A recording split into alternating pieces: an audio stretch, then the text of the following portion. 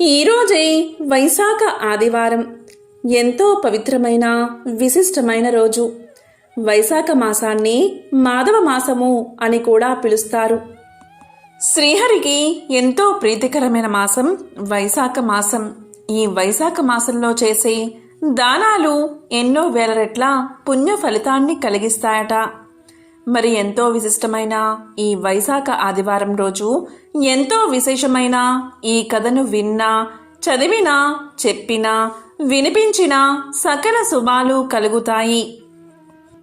జన్మజన్మల పాపాలు తొలగి కోటి జన్మల మహాపుణ్యం కలుగుతుంది. మరి ఆ కథ ఏంటో ఇప్పుడు ఈ వీడియోలో తెలుసుకుందాం. వైశాఖ మాసం సందర్భంగా దాన మహిమను తెలిపే ఒక విశేషమైన కథను ఇప్పుడు విందాం. బలి చక్రవర్తి గురించి అందరికీ తెలిసే ఉంటుంది. ఆయన సాక్షాత్తు శ్రీ మహావిష్ణువుకే 3 అడుగుల భూమిని దానం చేసిన మహనీయుడు. గొప్ప దాతగా చరిత్రలో నిలిచిపోయాడు. అతనికి అంతటి గొప్ప అవకాశం రావడానికి కారణం అతను గత జన్మలో చేసుకున్న పుణ్యమే. బలిచక్రవర్తి గత జన్మలో ఒక దరిద్రుడు. అతను నాస్తికంగా ఉంటూ వేద పండితులను, దేవతలను నిత్యం దూషిస్తూ తిరుగుతూ ఉండేవాడు. పైగా వేశ్యాలోలుడు కూడా.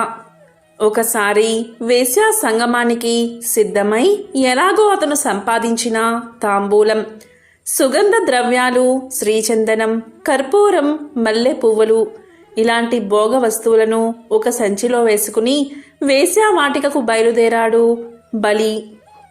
మార్గమధ్యలో కాలు జారి నేల మీద పడ్డాడు. ఆ విధంగా పడేటప్పుడు అతని తలకి బలంగా గాయమై మూర్ఛపోయాడు. ఆ సమయంలో అతనికి విచిత్రమైన ఒక ఊహ కలిగింది. తన దగ్గరున్న పరిమళ ద్రవ్యాలను శివుడికి నివేదన చేస్తున్నట్లు. అలా ఊహలో ఉండగానే అతను ప్రాణాలు విడిచాడు. ఆ విధంగా అతని దగ్గరున్న సర్వస్వాన్ని భగవంతుడికి నివేదించినందుకు గాను ఆ పరమేశ్వరుడి దయ వల్ల అతనికి గొప్ప పుణ్యఫలం లభించింది. మరణించిన బలిని యమభటులు నరకానికి తీసుకుపోయారు. అక్కడ యముడు అతని పాప పుణ్యాలని విచారించగా అతను చేసిన పాపాలకి గాను ఘోరమైన నరక శిక్షలు తప్పవని చిత్రగుప్తుడు యముడికి తెలియచేశాడు. కానీ బలి కేవలం ఊహలోనే శివుడికి పరిమళ ద్రవ్యాలు నివేదించినట్లు బలి ఊహించినందుకు గాను అతని పాప చిట్కాలోంచి కొన్ని పాపాలు తీసివేయవలసి వచ్చింది. అలాగే 3 గడియల పాటు ఇంద్ర పదవిని చేపట్టాల్సి ఉందని 3 గడియలు పూర్తయ్యాక అతనిని నరకంలో శిక్షించవచ్చని చిత్రగుప్తుడు యముడికి తెలియచేశాడు. ఇలా యమ చిత్రగుప్తుల సంభాషణంతా వింటున్నా బలి ఇలా అనుకున్నాడు. ఇన్నాళ్ళు ఎన్ని పాపాలు చేశాను, ఎన్ని తీవ్రమైన ఘోరాలు చేశాను. అందుకే నాకు ఇలాంటి గతి కానీ నా జన్మ చివరలో ఆ మహాశివయ్యకు అన్నీ దానం చేస్తున్నాను అని అనుకోగానే ఇంత ఫలితం వచ్చింది. అలాంటిది నేను నిజంగానే దానం చేస్తే ఎంత ఫలితం వచ్చునో కదా అనుకున్నాడు బలి. ఇంతలో ఇంద్రుడు, ఇంద్రగణాలు, అప్సరాంగనలు మొత్తం అందరూ అక్కడికి వచ్చి ఆ వేశ్యాలోలుణ్ణి ఐరావతం మీద ఎక్కించుకుని సకల లాంఛనాలతో సాదరంగా స్వర్గానికి తీసుకుపోయారు. వెంటనే బలి ఇంద్ర పదవిని చేపట్టి ఇంద్ర సింహాసనం మీద కూర్చున్న వెంటనే అగస్త్యుడికి ఐరావతాన్ని, విశ్వామిత్రుడికి ఉచ్చైశ్రవాన్ని, వశిష్ఠుడికి కామధేనువుని, గాలవుడికి చింతామణిని, కౌండిన్యుడికి కల్పతరువును ఇలా ఇంద్రలోకంలోని గొప్ప గొప్ప వస్తువులను మహర్షులకి దానం చేశాడు. అప్పుడు మహర్షులు ఎంతగానో సంతోషించి బలిని ఆశీర్వదించారు. 3 గడియల కాలం అయిపోయిన వెంటనే ఇంద్రుడు అక్కడికి వచ్చాడు. ఐరావతం మొదలు పారిజాత వృక్షం వరకు అన్నిటినీ ఆ వేశ్యాలోలుడు దానం చేయడం తెలుసుకుని కోపగించుకున్నాడు. ఇంతలో యమధర్మరాజు కూడా ఇంద్రలోకానికి విచ్చేశాడు. ఎందుకు అంటే ఆ వేశ్యాలోలుణ్ణి ఇంద్రలోకం నుంచి యమలోకానికి తీసుకు వెళ్ళడానికి. ఇంతలో అక్కడికి చిత్రగుప్తుడు చేరుకున్నాడు. అతను యమధర్మరాజుకు అడ్డు చెప్పి ఇలా పలికాడు: యమధర్మరాజా, ఈ 3 గడియల కాలంలో అతను చేసిన పుణ్య ఫలితం వల్ల అతను ఇక మీదట నరకానికి రావాల్సిన అవసరం లేదు.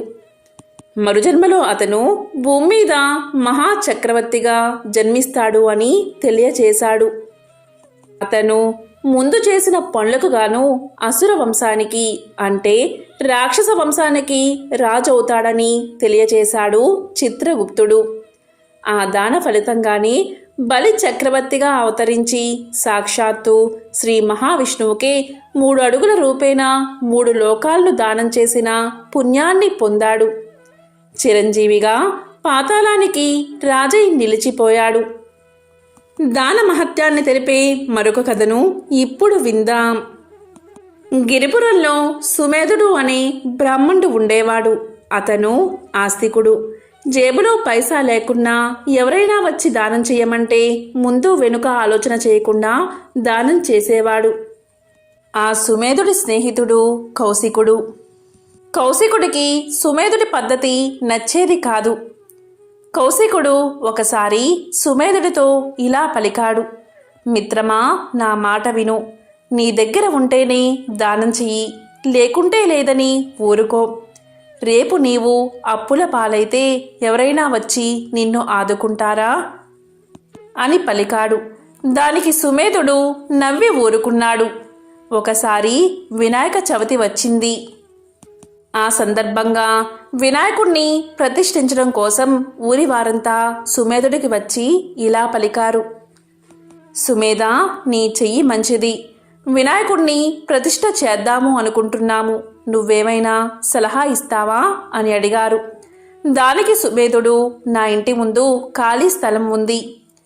వినాయకుడి విగ్రహం నేనే తెప్పిస్తాను. తడకలు, పందిళ్ళు వేయిస్తాను. ఉత్సవం ఘనంగా చెయ్యండి అని కొంత సొమ్మును ఊరి పెద్దలకు ఇచ్చాడు. ఇదంతా చూసిన కౌశికుడు సుమేధుని భార్య వద్దకు వెళ్ళి ఇలా పలికాడు: అమ్మా, నీ భర్త పద్ధతి ఏదైనా బాగుందా? అతనేమైనా దాన కర్ణుడా? అతని దగ్గర ఏమీ లేకపోయినా ధనాన్ని ఎలా ఇచ్చాడు? భవిష్యత్తులో కుటుంబాన్ని ఎలా లాక్కొస్తారు అంటూ విసుక్కున్నాడు కౌశికుడు. దానికి సుశీల బాధపడుతూ, ఇతన్ని ఎవరూ మార్చలేరు, భగవంతుడే మార్చాలి అనుకుంది. వినాయక చవితి సందర్భంగా ఊళ్ళో వాళ్ళంతా ఎంతో ఘనంగా పూజలు చేస్తూ ఉన్నారు. ప్రతి పూజలోనూ కూడా సుమేధుడి కుటుంబం బాగుండాలి అని భగవంతుణ్ణి ప్రార్థించేవారు. దానికి కౌశికుడు సుమేధుడి దగ్గర డబ్బు తీసుకుని భగవంతుణ్ణి ప్రార్థిస్తున్నారు వీరు అని వెటకారంగా అనుకునేవాడు. 10 రోజుల గణేష ఉత్సవాలు ముగిశాయి. 11వ రోజు గణేశుణ్ణి నిమజ్జనం చేయడానికి ఊరువారంతా వెళ్ళిపోయారు. పందిరి వాళ్ళు వచ్చి పందిరి విప్పి వెళ్లారు. వర్షం పడి ఆ ప్రాంతమంతా బురదైపోయింది. అప్పుడు సుమేధుడు ఇంటి ముందు బురద లేకుండా చేయడానికి ఆ ప్రాంతాన్ని బాగు చేద్దామని వచ్చేసరికి సుమేధుడి కాలు మోకాల లోతు బురదలో దిగబడింది. అప్పుడే అక్కడికి వచ్చిన కౌశికుడు సుశీలను కేకవేసి, భగవంతుడు వీడికి బాగానే ఇచ్చాడులే అని తన చేతిని ఆసరాగా సుమేధుడికి ఇచ్చాడు. సుమేధుడు బురదలో దిగబడేసరికి కాలుకు ఏదో చెక్క తగిలినట్లు అనిపించి మిత్రుడితో, మిత్రమా, కాలికి ఏదో తగిలినట్టు అనిపిస్తుంది, నీవు లోపలికి వెళ్ళి గుణపాన్ని తీసుకురా అనగానే కౌశికుడు లోపలికి వెళ్ళి గుణపాన్ని తెచ్చాడు. సుమేధుణ్ణి పైకి లాగి ఇద్దరూ కలిసి ఆ ప్రాంతాన్ని తవ్వేసరికి ఒక ఇనుప పెట్టె భూమిలో ఉంది. ఇద్దరూ కలిసి ఆ పెట్టెను పైకి లాగి చూసేసరికి ఆ పెట్టె నిండా రత్నాలు, వజ్రాలు, కెంపులు కనిపించేసరికి ఇద్దరు మిత్రుల నోటి నుంచి మాట రాలేదు. నోరు వెళ్ళబెట్టారు. అప్పుడు బయటికి వచ్చిన సుశీల కౌశికుడితో ఇలా పలికింది: భగవంతుడే ఆయన్ని రక్షించాడయ్యా. తన తప్పు తెలుసుకున్న కౌశికుడు, కాదమ్మా, ఇదంతా సుమేధుడి దాన మహిమే అని సమాధానం చెప్పాడు. దానాలు ప్రత్యేకంగా సూర్య చంద్రాది గ్రహణాల వంటి ప్రత్యేక రోజుల్లో చేస్తే విశిష్ట ఫలితాలు కలుగుతాయి. కద్రువ, వినతలిద్దరూ ఒకరికొకరు సవతలు. ఇద్దరూ కశ్యప ప్రజాపతిని వివాహం చేసుకున్నారు. ఇద్దరు ధరణి దక్షుల కుమార్తెలే. కశ్యప ప్రజాపతి తన భార్యలైన వినత, కద్రువులకు సంతానం లేకపోవడంతో పుత్రకామేష్టి యాగం చేస్తాడు. కద్రువ అత్యంత పొడవుగా బలమైన దేహం కలిగిన 1000 మంది పుత్రులను, వినత తేజోవంతమైన శరీరంతో అత్యంత చురుకైన 2 కుమారులు కావాలని కోరుకుంటారు. దాంతో కద్రువకు 1000 అండాలు, వినతకు 2 అండాలు పుడతాయి. కొంతకాలానికి కద్రువకు అండాలు పగిలి 1000 మంది పిల్లలు పాములుగా బయటకు వస్తారు. వాళ్లే ఆదిశేషుడు, కర్కోటకుడు, వాసుకి మొదలైనవారు. వినతకు మాత్రం ఇంకా పిల్లలు పుట్టరు. దాంతో వినత తొందరపడి ఒక అండాన్ని పగలగొడుతుంది. ఆ అండం నుంచి కాళ్ళు లేకుండా మొండెం మాత్రమే ఉన్న తేజోరూపుడు పుడతాడు. అతను పుడుతూనే, నువ్వు సవతిని చూసి కుళ్ళుపడి గుడ్డును పగలగొట్టి నా ఆవిటి జన్మకు కారకురాలయ్యావు, కాబట్టి నీ సవతికే నీవు దాసీగా ఉంటావు అని శపిస్తాడు. తన తప్పిదానికి కుమిలిపోతున్న తల్లితో బాధపడకు, కనీసం 2వ అండాన్నైనా జాగ్రత్తగా ఉంచు, అందులో నుంచి జన్మించిన వాడు నిన్ను దాస్యం నుంచి విడుదల చేస్తాడు అని చెప్పి సప్తాశ్వాలను పుల్చిన సూర్యుని రథానికి సరదాగా వెళ్లిపోతాడు. అతడే మాతలి, సూర్యుని రథసారథి. అయితే తొడలు లేవు కాబట్టి అనూరుడుగానే సుపరిచితుడయ్యాడు. ఇదిలా ఉండగా వినత కద్రువులకు ఒకరోజు సముద్ర తీరానికి విహారానికి వెళ్లాలనిపిస్తుంది. వాళ్ళిద్దరూ సముద్ర తీరానికి విహారానికి వెళ్తారు. వారికి అక్కడ ఇంద్రుడి రథాన్ని లాగే ఉచ్చైశ్రవం అనే గుర్రం కనిపిస్తుంది.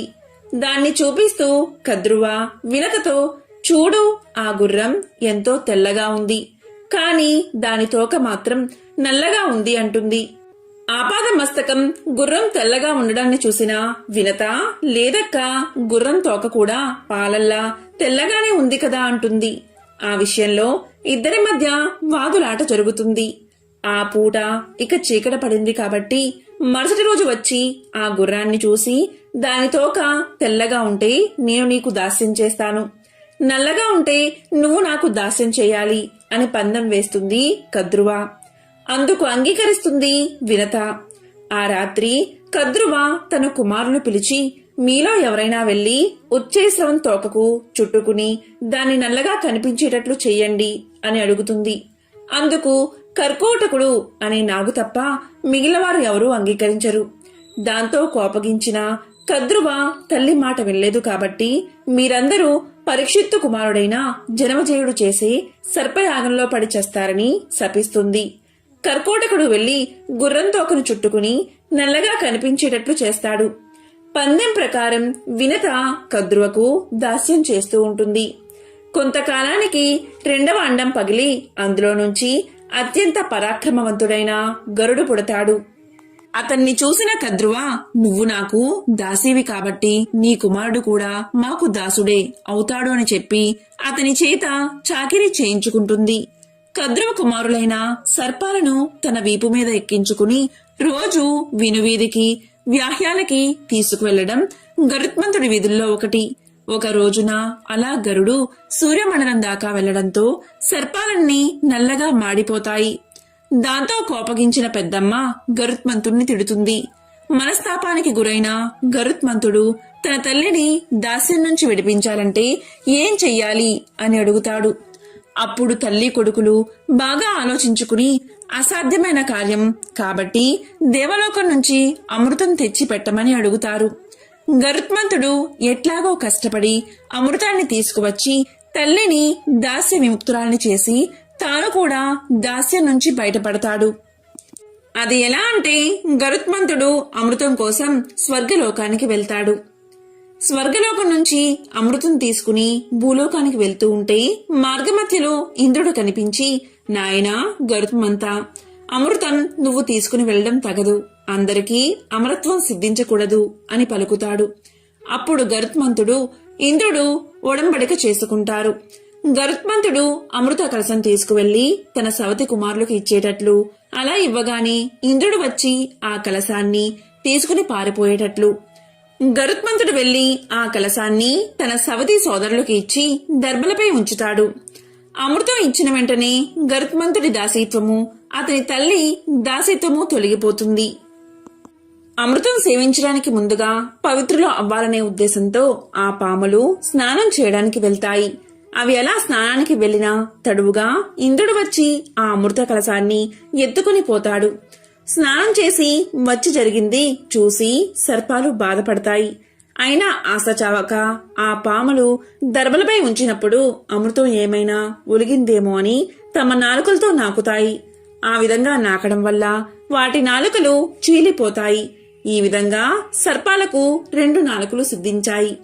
ఇదే వినత కద్రుల కథ. గరుత్మంతుడు తన తల్లి అయిన వినతను దాసీతనం నుంచి ఏ విధంగా తప్పించగలిగాడో ఈ కథ మనకు తెలియజేస్తుంది. ఈ రోజు ఎంతో విశేషమైన ఆదివారం. ఈ రోజు ఈ శ్లోకం ఒకటి పఠిస్తే చాలు. ప్రత్యేకంగా ఆదివారం రోజు సూర్యదేవుడికి నమస్కారం చేస్తూ నవగ్రహ స్తోత్రంలోని ఈ శ్లోకాన్ని పారాయణం చేస్తే మనకు మేలు కలుగుతుందని, ఆయురారోగ్యాలు కలుగుతాయని పురాణ వచనం.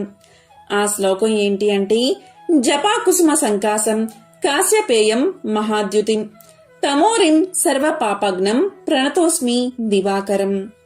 జపాకుసుమ సంకాసం కాశ్యపేయం మహాద్యుతిం తమోరిం సర్వ పాపగ్నం ప్రణతోస్మి దివాకరం. మందార పువ్వు వంటి ఎర్రని రంగు కలవాడు, కశ్యప ప్రజాపతి పుత్రుడు, మిక్కిలి కాంతివంతమైనవాడు, చీకటికి శత్రువు, సమస్త పాపాలను దహింపచేయువాడు అయిన సూర్యుడికి నా నమస్కారము అని ఈ శ్లోకం యొక్క అర్థం. ఎంతో పవిత్రమైన విశిష్టమైన ఈ కథను ఆదివారం రోజు విన్నా, చదివినా, చెప్పినా, వినిపించినా సకల శుభాలు కలుగుతాయి. సూర్య భగవానుడికి ఎర్రని రంగు అంటే ఎంతో ఇష్టం. ఈ రోజు సూర్యుడిని పూజించేటప్పుడు ఎర్రని పువ్వులు స్వామికి సమర్పించండి. అలాగే ఆవు పాలతో తయారు చేసిన పొంగలిని నైవేద్యంగా సమర్పించండి. అలాగే సూర్యుడికి అర్ఘ్యాన్ని సమర్పించండి. ఇలా చేస్తే సంపూర్ణ ఆరోగ్యం చేకూరుతుంది. ఓం నమో సూర్యదేవాయ నమః.